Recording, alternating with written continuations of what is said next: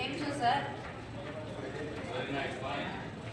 બહુ આજે આનંદ થયો કે અદ્ભુત જગ્યાએ સંસ્કારી અને સુંદર દીકરીમાં આપણે આટલો સરસ વિદ્યાનો શો કર્યો છે.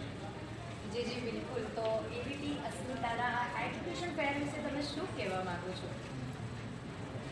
એકચ્યુઅલી એજ્યુકેશન ફેર આખા દેશમાં કોઈ પણ જગ્યાએ હોય એ ખરેખર આનંદની વસ્તુ છે. આ દેશના પ્રગતિ માટે આ એક જ વસ્તુ દ્યોતક છે. મને એક વસ્તુ સૌથી સારામાં સારી એ લાગે કે જે આપણા દેશની અને રાજ્યની જે સારામાં સારી યુનિવર્સિટીઝ છે, સારામાં સારા ફેડરેશનો છે, સારામાં સારા એસોસિએશનો છે, ઓર્ગેનાઇઝેશનો છે, બધાને ભેગા કરી અને આપણે બહુ સરસ આયોજન કર્યું છે. બિલકુલ સર.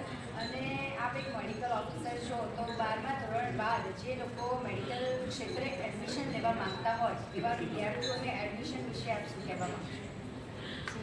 અહીંયા એક આગળ એક કોર્નર ઉપર એક બહુ સરસ મજાનો સ્ટોર મેં જોયો, મેકિંગ ડૉક્ટર ઓર્ગેનાઇઝેશન.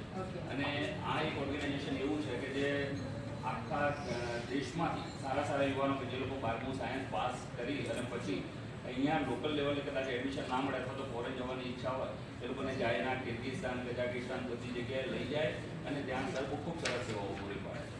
એટલે ખરેખર આનંદ થાય કે આવા આપણા દેશમાં પણ અત્યારે આટલા સરસ ઓર્ગેનાઇઝેશનો અસ્તિત્વ ધરાવે છે. તદુપરાંત જે વાલીઓ પોતાના બાળકો ડૉક્ટર બને એવું સ્વપ્ન સેવી રહ્યા હોય એમના વાલીઓને આપ શું કહેવા માંગો છો?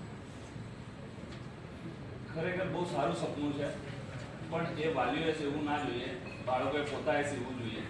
કારણ કે કોઈ ચોટલી પકડીને ભણાવી ના શકે. પોતાના સપનો પોતાના જ છે.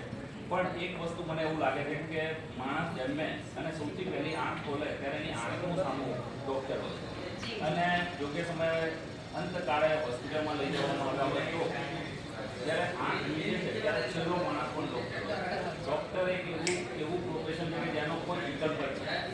કોઈ પણ વસ્તુ વગર, ફ્રીજ વગર 6 મહિના ચલાવી શકો, ટીવી વગર 12 મહિના ચલાવી શકો, ડૉક્ટર વગર એક સેકન્ડ પણ તમે. આટલી બધી સરસ વાતો કરવા બદલ આપનો ખૂબ ખૂબ ધન્યવાદ. આભાર. Thank you so much. Thank you.